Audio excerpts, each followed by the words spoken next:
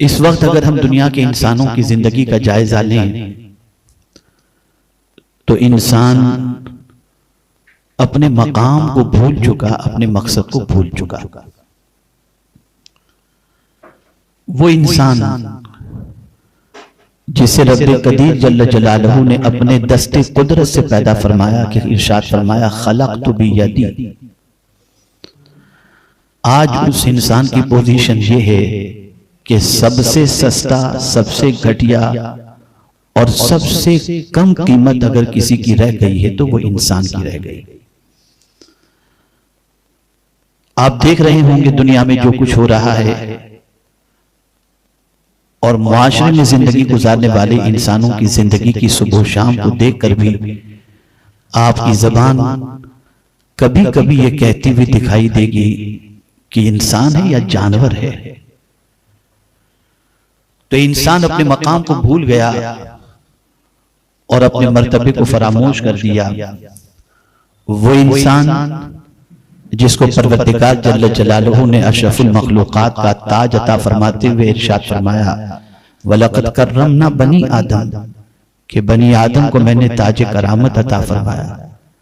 वो इंसान जिसको परवरदिगार जल्ल जलालहू अपनी मखलूकात में सबसे अशरफ और आला बना करके भेजा, आज वो इंसान इंसानियत की सतह से गिरकर और इंसान की सतह से गिरकर हैवान से भी बदतर होता हुआ दिखाई देता है। मैं उसकी चंद झलकियां आपके सामने पेश करूंगा तो आप उसको महसूस कर सकेंगे। मेरे प्यारे आका सल्लल्लाहु ताला अलैहि वसल्लम के प्यारे दीवानों, इंसान उन्स से बना जिसके मानी होती है मानी होता है मोहब्बत। आप जरा देखें कि आज दुनिया ये कह रही है कि आर्टिफिशियल इंटेलिजेंस का दौर चल रहा है और इसकी वजह से इंसान की वैल्यू खत्म हो जाएगी और मुआशरे में इंसान बेरोजगारी का शिकार होकर किसी काम के लायक नहीं रहेगा, दर बदर की ठोकरें खाएगा। लेकिन मैं आपसे पूछना चाहता हूं, क्या इंटेलिजेंस ही सिर्फ आर्टिफिशियल है? आज तो आर्टिफिशियल रिलेशन भी हो गए, आर्टिफिशियल बिहेवियर भी हो गया। अब तो कोई चीज आर्टिफिशियल न हो ऐसा नजर नहीं आता। अगर हम तलाश करने के लिए निकलें तो ओरिजिनल सिर्फ मौत नजर आती है, बाकी सारी चीजें आर्टिफिशियल हो गई। हम किसी से मुस्कुराकर मिलते हैं तो उसमें भी आर्टिफिशियल की झलक नजर आती है। किसी की नमाज जनाजा में शरीक होते हैं तो उसमें भी आर्टिफिशियल का मामला होता है। किसी बीमार की इयादत के लिए जाते हैं तो उसमें भी असल का ताल्लुक दूर तक नहीं होता, मुंह दिखाई या फिर रस्म अदा करने के अलावा कोई चीज नहीं होती। आजकल की सिचुएशन ये है, हमारी पूरी लाइफ आर्टिफिशियल हो चुकी है और इस आर्टिफिशियल लाइफ होने की वजह से हम इंसानियत से कोसों दूर हो चुके हैं। मैं और थोड़ा आगे बढ़कर के अर्ज करूं तो इबादत भी आर्टिफिशियल हो गई, रोजे भी आर्टिफिशियल हो गए, ज़कात भी आर्टिफिशियल, हज भी आर्टिफिशियल, उम्रा भी आर्टिफिशियल, खैर खैरात भी आर्टिफिशियल। मेरे प्यारे आका सल्लल्लाहु ताला अलैहि वसल्लम के प्यारे दीवानों, इस वक्त दुनिया की सिचुएशन इतनी खराब है कि जिसकी कोई इंतहा नहीं। इंसान जिसको परवरदिगार ने अक्ल शऊर अता फरमाया, इंसान जिसे परवरदिगार ने ताज करामत अता फरमाया, और उसी इंसान के लिए अल्लाह ने जो कुछ जमीन और आसमान के अंदर है उसी के लिए पैदा फरमाया। हुवल्लज़ी खलक़ लकुम मा फिल अर्दि जमीआ, वही है जो कुछ जमीन में है तुम्हारे लिए जिसने पैदा किया। जमीन के सारे खजाने हमारे लिए, सारी आसमान की वसाअतें हमारे लिए, चरिंद परिंद हमारे ताबे कर दिए। ये सारी चीजें हमारे लिए पैदा की गई, लेकिन हमारा हाल ये है कि हमें अल्लाह ने अपने लिए पैदा किया, लेकिन हमारी सिचुएशन ये है, जुमला जहन में महफूज कर लें, सब के लिए टाइम है, रब के लिए टाइम नहीं। एक अजीब जिंदगी से इंसान गुजर रहा है। इसको थोड़ा सा और समझाने की कोशिश करूं। दुनिया में जितनी भी नई चीजें क्रिएट हो रही हैं, ईजाद हो रही हैं, उसका बनाने वाला इस नाम से बनाता है कि इससे सहूलत पैदा होगी। मिसाल के तौर पर आज से आप 100 साल पीछे चले जाइए, अर्जेंट में किसी को कोई इंफॉर्मेशन पास करनी होती तो टेलीग्राम का दौर था, और उसके लिए भी कभी 8 घंटे में टेलीग्राम पहुंचता, कभी 12 घंटे में पहुंचता। तो सबसे फास्ट सर्विस टेलीग्राम की मानी जाती थी। लेकिन आप देखते हैं कि वो दौर खत्म हुआ, इंफॉर्मेशन जल्दी से पहुंचे, मैसेज जल्दी से पहुंचे, उसके बाद पेजर का दौर आया, फैक्स का दौर आया, फिर उसके बाद अब तरक्की करते करते अब आजकल आप देख रहे हैं व्हाट्सएप है, ईमेल है, सारी चीजें हैं। एक ही सेकंड के अंदर आपकी सारी इंफॉर्मेशन यहां से लेकर के दुनिया की जिस खित्ते में आप पहुंचाना चाहें आप पहुंचा सकते हैं। क्या ये सहूलत के मैसर होने के बाद इंसान को सुकून नसीब हो रहा है या इंसान ज्यादा बेचैन हो गया? तो आप महसूस करेंगे सहूलतें बढ़ती जा रही हैं, बेचैनियां बढ़ती जा रही हैं। कल तक जो सफर इंसान 3 दिन के अंदर तय करता था वो आज 3 घंटे में तय कर रहा है। कल तक जो काम घंटों में हुआ करते थे, दिनों में हुआ करते थे, वो अब मिनटों में हो रहे हैं। होना तो ये चाहिए कि इन सहूलतों के बाद इंसान की जिंदगी में करार ज्यादा होता, वक्त ज्यादा होता, ताकि माबूद से अपने रिश्ते को मजबूत कर सके। लेकिन हम देखते हैं दर्द बढ़ता गया जो जो दवा की, इंसान की जिंदगी ज्यादा बेचैन हो गई। हम अगर देखें तो आज से 50 साल पहले जितना इंसान पुरसुकून नजर आता था इन मादी और सोशल मीडिया और ये सारे मीडिया के न होने से पहले, उतना आज इंसान पुरसुकून नजर नहीं आता। इंसान की जिंदगी खत्म होती जा रही है। इंसान की पोजीशन इत्मीनान और सुकून से महरूम होती हुई नजर आ रही है। आखिर क्या वजह है, क्या सबब है, इसको थोड़ा सा समझना होगा। डॉक्टर इकबाल ने बड़ी प्यारी बात कही है दिल के लिए मौत मशीनों की हुकूमत, है दिल के लिए मौत मशीनों की हुकूमत, एहसासों मुरव्वत को कुचल देते हैं आलात। ये मशीन है, छोटा सा मोबाइल एहसास को भी कुचल के रख दिया और मुरव्वत को भी कुचल कर रख दिया। मियां बीवी दोनों इस बाजू में बैठे हुए हैं, लेकिन मियां अपने मोबाइल पर, बीवी अपने मोबाइल पर। और कभी तो ऐसा होता है कि एक इंसान मिलने के लिए आया, सामने बैठा हुआ है, लेकिन हमारे पास वक्त नहीं होता कि हम उससे बात करें, हम अपने मोबाइल में मसरूफ हैं और बातचीत में लगे हुए हैं। ये पोजीशन हो गई। इन आलात ने एहसास भी खत्म कर दिया और मुरव्वत भी खत्म कर दिया। ये डे बाय डे हमें इंसानियत से दूर ले जाने वाली चीजें हैं और इसका एडिक्ट इंसान हो जाने की बुनियाद पर आज का इंसान इंसानियत की सतह से गिर गया। थोड़ा सा और आगे बढ़े। जब तक ये चीजें इजाद नहीं हुई थी, जब तक ये यूट्यूब का दौर नहीं था, इंसान किसी लड़की को देखने से पहले भी 50 बार सोचता था कि शायद मुझे कोई देख न ले, कोई मार न दे, कोई कुछ कह न दे। लेकिन आज उसे किसी को देखने जाने की जरूरत नहीं। अपने घर की 4 दीवारी में रात की तारीकी में जो देखना चाहे, जैसे मनाजिर देखना चाहे, वो देखकर अपने जज्बात की तस्कीन कर सकता है। आप जरा सोचें किस तरीके से दुनिया को इंसानियत की सतह से गिराने की कोशिशें की जा रही हैं और मुआशरा इसके दलदल में डूबता जा रहा है। अभी परसों की बात है, 2-3 दिन पहले की बात है, हम और कारी साहब दुबई इज्तिमा के लिए गए हुए थे। इज्तिमा करके मंडे को ये आ गए, मैं मंडे को शारजा में था। तो मुझे जानकर खुशी हुई कि यूनाइटेड इमारात्स का जो मसला, इमारात जिसको कहते हैं, वो 7 इलाकों से बना हुआ है। मुत्तहिदा अरब इमारात, शारजा है, अबू धाबी है, दुबई है। शारजा का जो किंग है वो अपने इलाके के अंदर अपने पूरे अंडर कंट्रोल एरिया के अंदर किसी किस्म की बेहयाई की परवानगी और इजाजत नहीं देता। वहां हर नुक्कड़ पे नमाज के लिए इंतजाम, मस्जिद का इंतजाम, न शराब, न अल्कोहल, न डांस, न गाना, न बाजा, ये कोई किसी चीज को अलाउ नहीं किया उसने। बल्कि उसकी खुद की पोजीशन ये है कि पर्सनल लोगों से टच में रहते हुए ये कहता है कि क्या मेरी तरफ से तुम्हें कोई तकलीफ पहुंच रही है? अगर पहुंचती हो तो कंप्लेन करो, मुझे अल्लाह की बारगाह में जवाब देना है। कता नजर इससे कि उसका अकीदा क्या है या क्या है, वो उससे मुझे गर्ज नहीं। मैं बता रहा हूं अब वहां के इंसानों की जिंदगी कैसी है कि जो लोग दुबई में जॉब करते हैं, रहना शारजाही में पसंद करते हैं, जो लोग थोड़ा सा भी दीनी शऊर रखते हैं, तो वो अपने बच्चों को बुराइयों से बचाने के लिए दुबई की बजाय शारजा में रहते हैं। कहने का मकसद यह है कि बुराइयां फैल रही हैं, बुराइयों का सैलाब इंसानों को अपनी लपेट में ले रहा है और डे बाय डे हल में मजीद और ज्यादा और ज्यादा और ज्यादा इसकी तड़प में इंसान इतना आगे निकल गया, इतना आगे निकल गया कि जिस चीज के लिए इंसान को अल्लाह ने पैदा किया था वो मकसद इंसान भूल गया। इसको शायर ने कहा है, दर्द दिल के वास्ते पैदा किया इंसान को, वरना ताअत के लिए कुछ कम न थे कर रुपया। दर्द दिल, एक इंसान का दर्द इंसान के दिल में पैदा हो, इसके लिए इंसान को पैदा किया गया। इबादत वो भी तो है ना।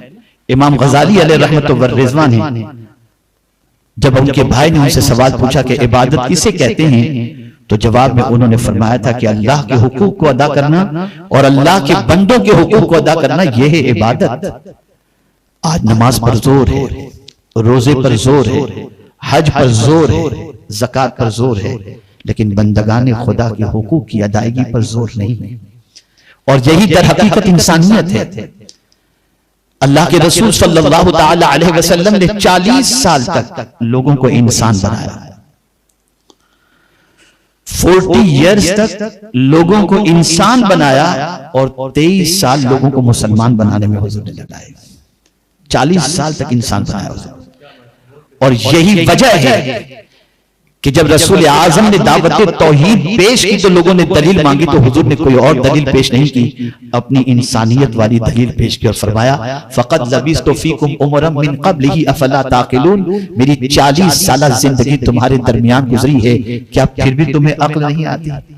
वो 40 साल जिंदगी कौन सी है? नमाज तो बहुत बाद में फर्ज हुई, हिजरत से पहले फर्ज हुई, बाकी अरकान तो मदीने मुनव्वरा में। उससे पहले हुजूर ने इंसानियत का सबक दिया, उससे पहले लोगों को इंसानियत का दर्स दिया, उससे पहले रसूल आज़म सल्लल्लाहु अलैहि वसल्लम ने बताया कि इंसानियत क्या चीज है। मैं कुरान की चंद आयतों की रोशनी में आपको इंसानियत बताता हूं, ताकि आप महसूस कर सकें कि क्या दाढ़ी रखना, मामा शरीफ पहनना, कुर्ता पायजामा पहनना यही इंसानियत है या कुछ और भी इंसानियत है। अच्छी तरीके से याद रखें, पैगंबराने इज़ाम जितने भी तशरीफ लाए, जुमले पर तवज्जो चाहूंगा, वो निजाम बदलने के लिए तशरीफ नहीं लाए, वो मिजाज बदलने के लिए तशरीफ लाए। उन्होंने मिजाज बदला है। हमारा हाल यह है कि हम भूखों को खाना खिला करके फख्र महसूस करते हैं, अल्लाह का शुक्र अदा करते हैं, अच्छी बात है, लेकिन रसूल आजम ने सिर्फ एक भूखे को खाने खिलाने, खाना खिलाकर सवाब जमा करने का मिजाज नहीं बनाया। एक ऐसा मुआशरा तश्कील पाया हुजूर के जरिए कि उस मुआशरे में बसने वाला हर शख्स किसी को भूखा देख ही न सके। ये नहीं कि एक भूखे को खाना खिलाकर, इवन यहां तक कि एक हदीस ने तो इस तरीके से वजाहत कर दी है, वो भी बुखारी शरीफ की हदीस, कि इंसान तो बहुत दूर की बात है, रसूल रहमत सल्लल्लाहु अलैहि वसल्लम इरशाद फरमाते हैं कि कल बरोज़ क़यामत एक ऐसी औरत जिसके दामन में इबादत और रियाजत का अंबार होगा, वो नमाजी भी, वो रोजेदार भी, उसके दामन में बहुत सारी नेकियां, लेकिन एक बिल्ली उसके पास जो परवरिश पाती थी, भूख की वजह से उस बिल्ली के बिलक कर मर जाने की बुनियाद पर अल्लाह उसकी इबादत को नहीं देखेगा, उसे जहन्नम में दाखिल फरमा देगा। और एक ऐसी औरत जिसके दामन पर गुनाहों के धब्बे लगे थे, लेकिन उसने एक प्यासे कुत्ते की जबान को बाहर लटकते देखा, उसने कुएं से पानी निकालकर उस प्यासे कुत्ते को पानी पिला दिया। हुजूर फरमाते अल्लाह ताला उसको जन्नत अता फरमा देगा। इंसानियत है, इंसानियत है। हुजूर सल्लल्लाहु अलैहि वसल्लम ने एक निजाम तैयार किया। आप देखें मक्का मुकर्रमा में टोटल पॉपुलेशन इंसानों का कितना था? अप्रोक्सीमेटली 10,000 के करीब। और 13 साल तक रसूल आजम सल्लल्लाहु अलैहि वसल्लम ने दावत और तबलीग फरमाई और 40 साल तक हुजूर ने प्रैक्टिकल अपनी लाइफ को उनके दरमियान गुजारे। कितने लोग इस्लाम को कबूल? अप्रोक्सीमेटली 200। लेकिन ये 200 इतने पावरफुल थे, इतने अजीम थे, इतने अजीम थे, इतने अजीम थे कि इनके जरिए जब इस्लाम का सैलाब आया तो इतना अजीम आया कि मैं आपको क्या बताऊं। हुजूर ने इंसानियत ऐसी पिला दी थी कि एक जंग के मौके पर, तवज्जो चाहूंगा इस हदीस पर, एक जंग के मौके पर एक जख्मी सहाबी जख्मों से निढाल होकर के पड़े हैं और अल आतश, पानी पानी करके पुकार रहे हैं। एक साहब पानी लेकर उनके पास पहुंचे तो उनके थोड़े से फासले पर प्यास की शिद्दत से परेशान दूसरे साहबी कह रहे हैं अल आतश, प्यास लगी है। ये जख्मी साहबी पानी पिए बगैर कहते हैं मेरा भाई प्यासा हो, मैं पानी कैसे पी सकता हूं, पहले उसको पिलाओ। वो वहां पहुंचते हैं तो तीसरे आवाज देते हैं तो दूसरे कहते हैं मेरा भाई प्यास से तड़प रहा है, पहले उसको पानी पिलाओ। तीसरे के पास पहुंचते हैं तो चौथे प्यास से तड़प रहे होते हैं, यहां तक कि 6 के पास पहुंचने के बाद जब पहले के पास पलट कर आते हैं तो जामे शहादत नोश फरमा चुके होते हैं। यह है इंसानियत। इस इंसानियत को पैगंबर रहमत सल्लल्लाहु अलैहि वसल्लम ने पैदा फरमाया इंसानों के दिलों के अंदर। हुजूर ने होलिया नहीं बदला, दिल बदला। और ये बात याद रखिएगा, दिल पहले सड़ता है उसके बाद वजूद। जिस तरीके से मछली के हवाले से कहा जाता है कि उसका सर पहले सड़ जाता है फिर उसका वजूद, ऐसे ही इंसान का मामला है, पहले उसका दिल खराब होता है। और हुजूर ने इसकी तरफ निशानदेही फरमाई, इरशाद फरमाया अला इन्न फिल जसद मुद्गतुन इज़ा सलह सलहल जसद कुल्लु व इज़ा फसदत फसदल जसद कुल्लु अला वहियल क़ल्ब। आगाह हो जाओ कि जिस्म के अंदर गोश्त का एक टुकड़ा है, अगर वो संवर गया तो पूरा जिस्म संवर जाएगा, अगर वो बिगड़ गया तो पूरा जिस्म बिगड़ जाएगा। अला वहियल क़ल्ब, जान लो कि वो दिल है, वो दिल है, वो दिल है। आज दिल बिगड़ गया। मेरी नजर से गौसे पाक का एक इरशाद गुजरा, मैं काफी देर तक उस इरशाद को पढ़ने के बाद उस इरशाद की लज्जत में गुम रहा।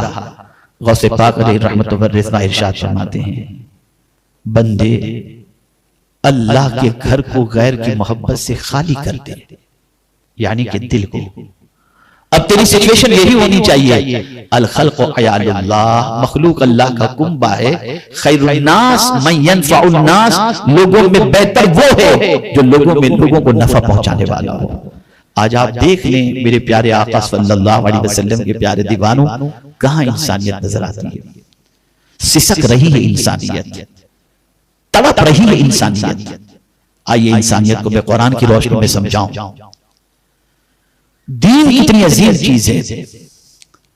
अल्लाह के रसूल सल्लल्लाहु अलैहि वसल्लम ने अपने अल्लाह अज़्ज़ व जल्ल ने अपने महबूब सल्लल्लाहु अलैहि वसल्लम से कैसे शख्स के बारे में फरमाया जो दीन को झुठलाता है। कौन है दीन को झुठलाने वाला? वो शख्स जो इंसानियत की सतह से गिर गया है। कौन? अराइतल्लज़ी युकज़्ज़िबु बिद्दीन, क्या आपने दीन झुठलाने वाले को देखा? फ़ज़ालिकल्लज़ी यदउल यतीम, जो यतीमों को धक्का देता है। यतीम को धक्का देने वाला इंसान इंसानियत की सतह से गिर जाता है। और यतीम की परवरिश करने वाला इंसान, हुजूर के फरमान के मुताबिक सरकार फरमाते हैं कयामत के दिन यतीम की परवरिश करने वाला मुझसे इतना करीब होगा जितनी कि ये 2 उंगलियां एक दूसरे के करीब हैं। आज क्या हो रहा है? आज जरा देख ले मुआशरे की सिचुएशन को, आज मुआशरे के हालात को देख ले, यतीमों के साथ सलूक को देख ले। मेरे रब के इल्म में ये बात है और मेरा मौला इंसानों को पैदा करने वाला है, तो वो इंसानों की फितरत जानता है कि एक जमाना आएगा कि इंसान यतीमों के माल को खाएगा, और आज खाया जा रहा है। तो कुरान ने कहा याकुलून फी बुतूनिहिम नारा, वो अपने पेट में जहन्नम की आग को भर रहे हैं। इंसानियत इस तरह से सिसक रही है कि यतीम और बेवा और मसाकीन के नाम की रकम के जरिए इंसान अपने शीश महल तामीर कर रहा है और अपने आसाइश की सारी तकमील की तरफ तवज्जो देता हुआ नजर आता है। गिर चुकी है इंसानियत, सिसक रही है इंसानियत। आज यतीम को धक्का दिया जा रहा है, और सिर्फ यतीम को धक्का देने ही की बात नहीं है। कुरान ने आगे कहा वला यहुद्दु अला तआमिल मिस्कीन, और मिस्कीन को खाना खिलाने पर जो नहीं उभारता वो दीन को झुठलाने वाला है। मिस्कीन, अल्लाहु अकबर।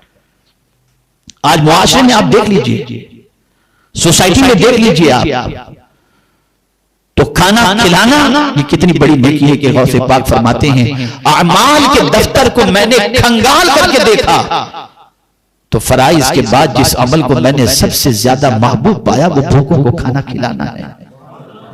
आज भूखों के नाम पर चंदा करके लोग अपने पेट को भरते नजर आते हैं।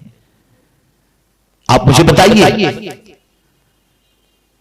रहमत आलम सल्लल्लाहु अलैहि वसल्लम ने इंसानियत का दर्स ये भी दिया कि अगर कोई शख्स पेट भर करके खाए और उसका पड़ोसी भूखा सो जाए तो रात भर फरिश्ते उस शख्स के ऊपर लानत भेजते हैं। क्या कभी हमने ये सोचा? अब तो सेल्फिश हम इतने हो गए कि पड़ोस में रहने वाले का नाम क्या है ये भी नहीं मालूम, तो उसके घर के हालात क्या मालूम होंगे। हमारी जिंदगी इंसानियत से कोसों दूर हो चुकी है। हमारी जिंदगी इंसानियत से काफी फासले पर हो चुकी है।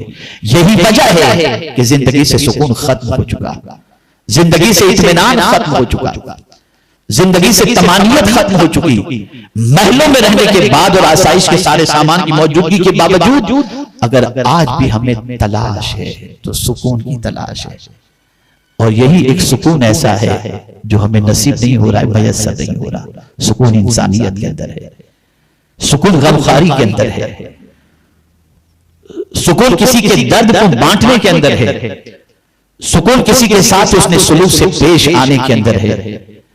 मियां सवाब की तवक्को और सवाब की लालच पे नहीं करो, अल्लाह की रजा के लिए कोई काम करके देखो तो सवाब भी मिलेगा और मौला की खुशी भी हासिल हो जाएगी। आप जरा देखें इंसानियत, अल्लाह अकबर। मैं जब कुरान की इस आयत को इंसानियत के सबक के तौर पर देखता हूं तो मेरे रोंगटे खड़े हो जाते हैं। आपने बारहा सुना होगा, मुहर्रम की मजालिस में सुना होगा, हसनैन करीमैन बीमार होते हैं। रसूल आज़म सल्लल्लाहु अलैहि वसल्लम ने फरमाया नजर मान लो 3 रोजे की, अल्लाह बच्चों को शिफा अता कर देगा। खातून जन्नत ने नजर मानी, घर में खाने के लिए कुछ नहीं, रोजा रख लेती हैं। मौला अली कदमल्लाहु ताला वजहुल करीम यहूदी के पास से आटा लेकर आते हैं।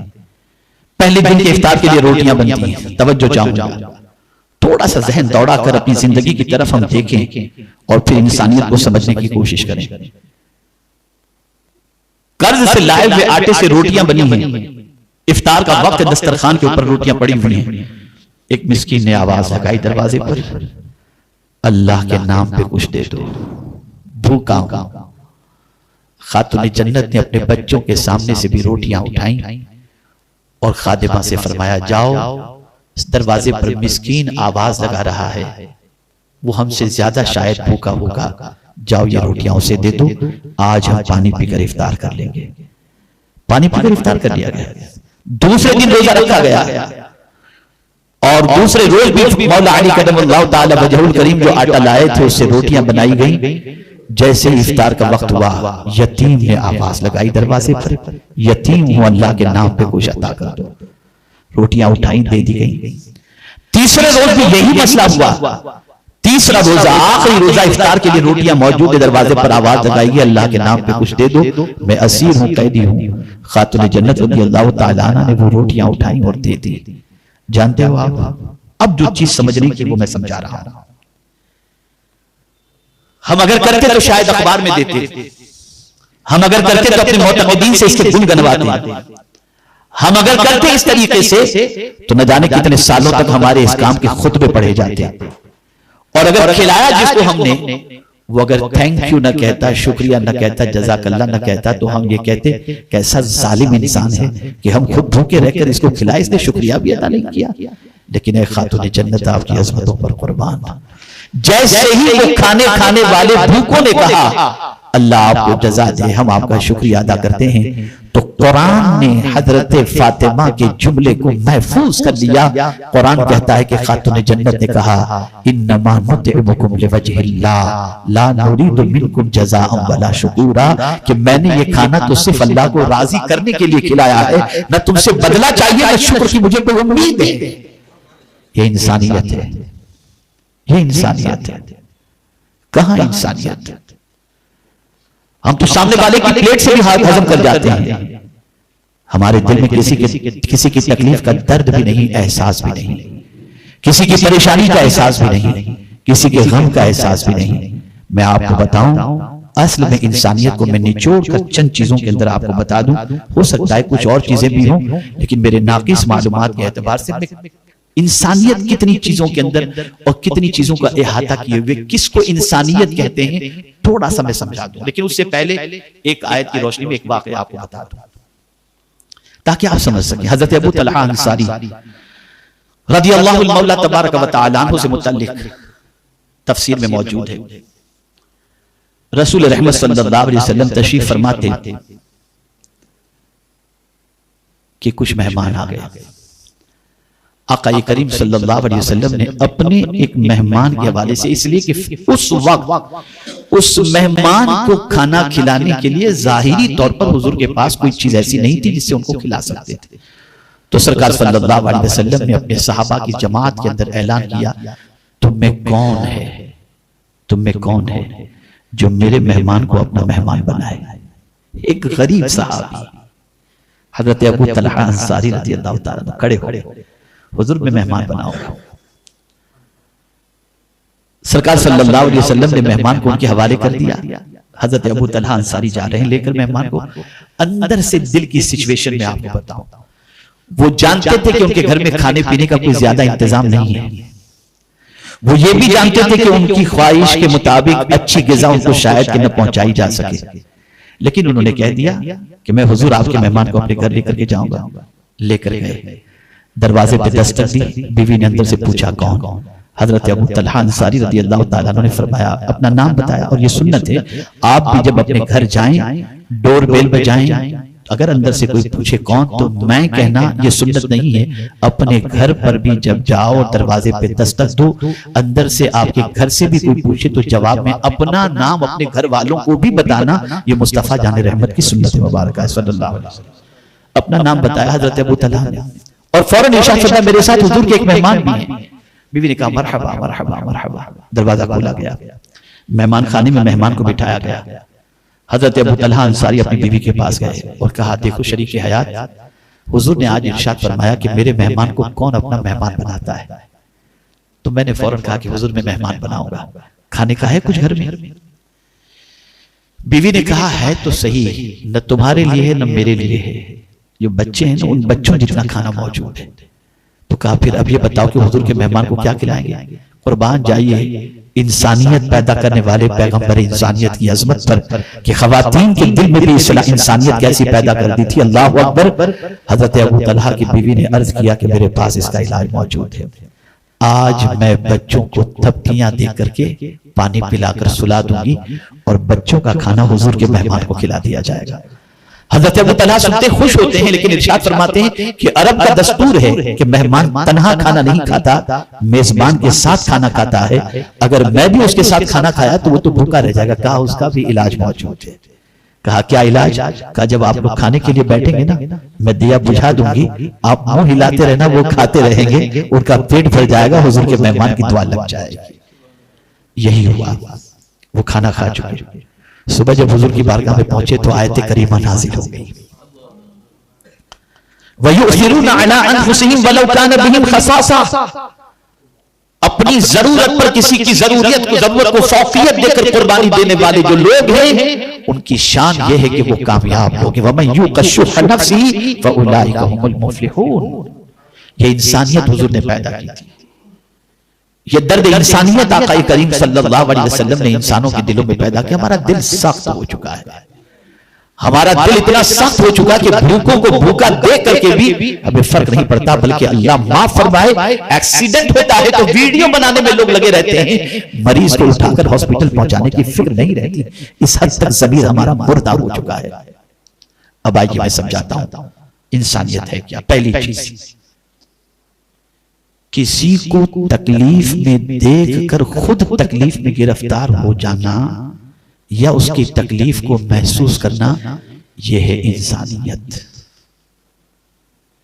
ये नहीं कि किसी को गम में देख करके छोड़ो क्या करना है गई। आज अगर आप देखें तो यही चीज आपको मिलेगी।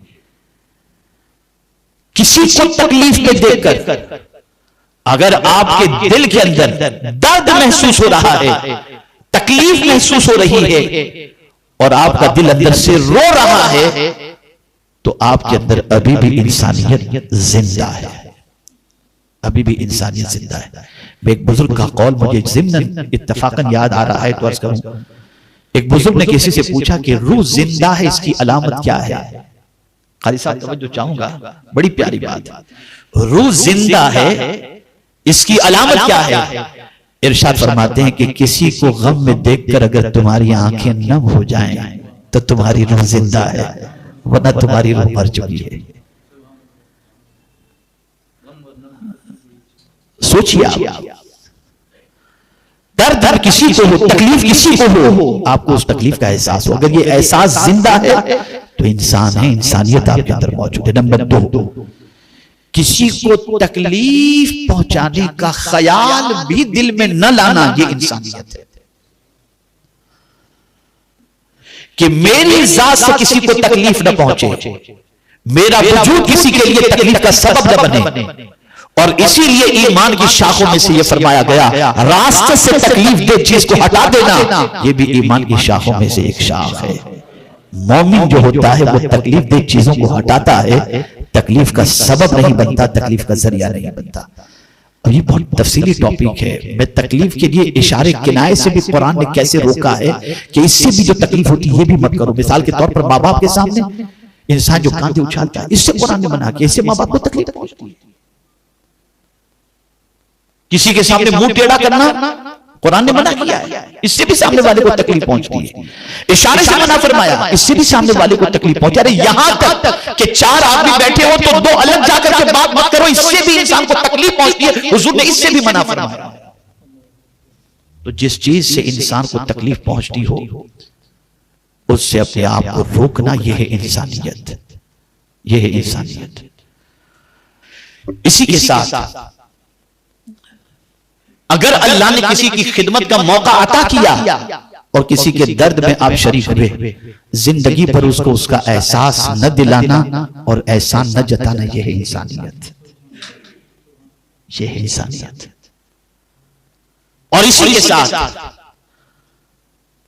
सब कुछ मिल जाने के बाद, बुलंद वाला मकाम मिल जाने के बाद कुछ न समझना, यह है इंसानियत।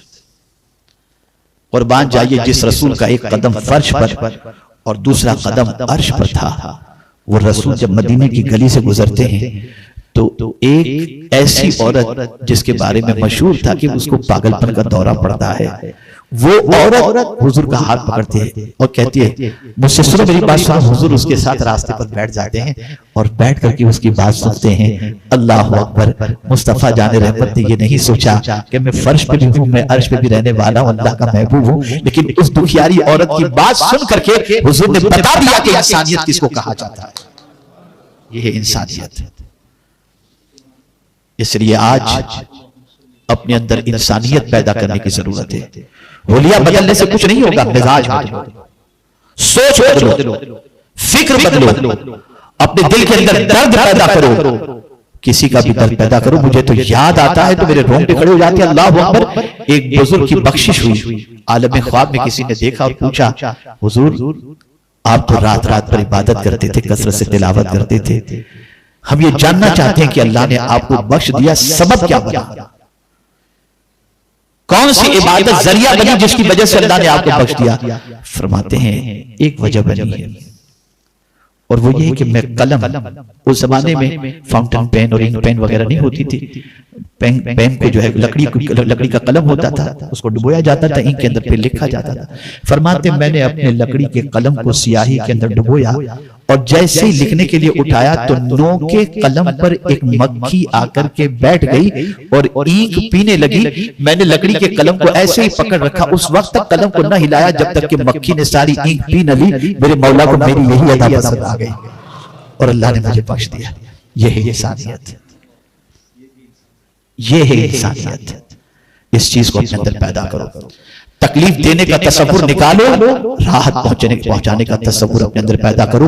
और किसी के गम में खुश होना ये मोमिन की अलामत नहीं। मोमिन वो होता है कि गमगीन को देखकर खुद गमगीन हो जाए, ये इंसानियत की अलामत है। मेरे प्यारे आका सल्लल्लाहु तआला अलैहि वसल्लम, ये प्यारे दीवानों, इस सबक को हमें जिंदा करना है और ऐसा मुसलमान बनना है, ऐसा धड़कता हुआ दिल अपने अंदर रखना है और इस इंसानियत के सबक से लैस होकर हमें जमाने के सामने आना है ताकि दुनिया देखकर कहे कि ये इंसान नजर आ रहा है। आज हमारी पोजीशन ये है कि चलते फिरते एक लाशे की तरह आज का इंसान नजर आता है। बल्कि मैं ये कहूं तो गलत होगा कि खुदगर्जी का खोल और खुदगर्जी का भूत इतना इंसान के सर पर सवार हो चुका है कि वो अपने फायदे के अलावा किसी के फायदे के बारे में सोचना भी नहीं चाहता, बल्कि अगर किसी के नुकसान से खुद का फायदा होता हो तो वो करने के लिए भी तैयार हो जाता है। इससे बाहर निकलो, इंसानियत के सबक को सीखो। हमारे रसूल सल्लल्लाहु अलैहि वसल्लम ने हमको इंसानियत का सबक दिया, इंसानियत का दर्स दिया और मेरे आका सल्लल्लाहु अलैहि वसल्लम ने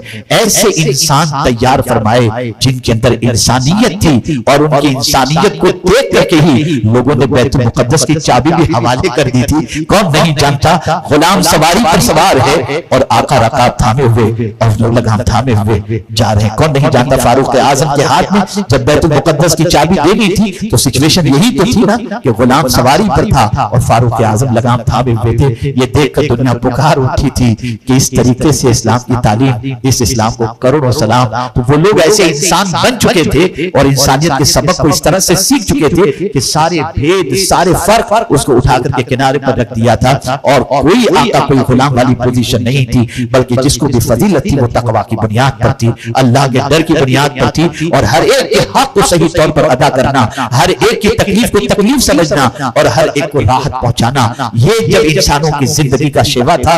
और सहाबा किराम अलैहिम रिज़वान का तर्ज हयात यही था जिसकी बुनियाद पर अल्लाह अज़्ज़ व जल्ल ने उनको वो फतह व नुसरत अता फरमाई कि कलील मुद्दत के अंदर दुनिया के कई बर्रे आज़मों पर उन्होंने कब्जा कर लिया था। याद रखें, आज उसी इंसानियत की जरूरत है। हमारे अंदर से हैवानियत को निकालना होगा और इंसानियत हमारे अंदर पैदा करनी होगी। आर्टिफिशियल लाइफ से बाहर आ जाओ, ओरिजिनल लाइफ की तरफ आ जाओ। सेठ को देखकर मुस्कुराना और गरीब को देख करके मुंह बिगाड़ना, ये आर्टिफिशियल लाइफ है। गरीब को देख करके भी मुस्कुराना, बल्कि उससे ज्यादा अच्छी तरीके से मिलना, ये असल जिंदगी है, ये ओरिजिनल लाइफ है कि हुजूर से भी ने फरमाया। और हुजूर सल्लल्लाहु अलैहि वसल्लम भी जीना भी गरीबों के साथ चाहते थे और अपनी जिंदगी की आखिरी सांस भी गरीबों के दरमियान गुजारना चाहते थे और आखिरत भी गरीबों के साथ रहना पसंद फरमाते थे। मतलब ये नहीं कि मालदारी नहीं होनी चाहिए और माल कमाने वाले मालदार बुरे हो रहे, ये कहने का मकसद नहीं है। मकसद में इसको जिंदगी फिर कभी जिंदगी में कभी बताऊंगा कि हुजूर तशरीफ लाए हर गिरे हुए को उठाने के लिए, हर गिरे हुए को उठाने के लिए। मेरा ये बहुत फेवरेट टॉपिक है। मैं आपको बताऊंगा कि किन किन इंसानी कैटेगरीज के अंदर कौन कौन से लोग गिरे हुए थे और किन किन को हुजूर ने उठाकर कहां से कहां पहुंचा दिया। तो रसूल आज़म सल्लल्लाहु अलैहि वसल्लम के दीवानों, आज की नशिस्त के अंदर मेरा टॉपिक जो था उस पर मैंने कुछ मारूज़ात आपकी खिदमत में पेश किए। अल्लाह सबसे पहले मुझे इंसानियत के दर्द से आशना फरमाए।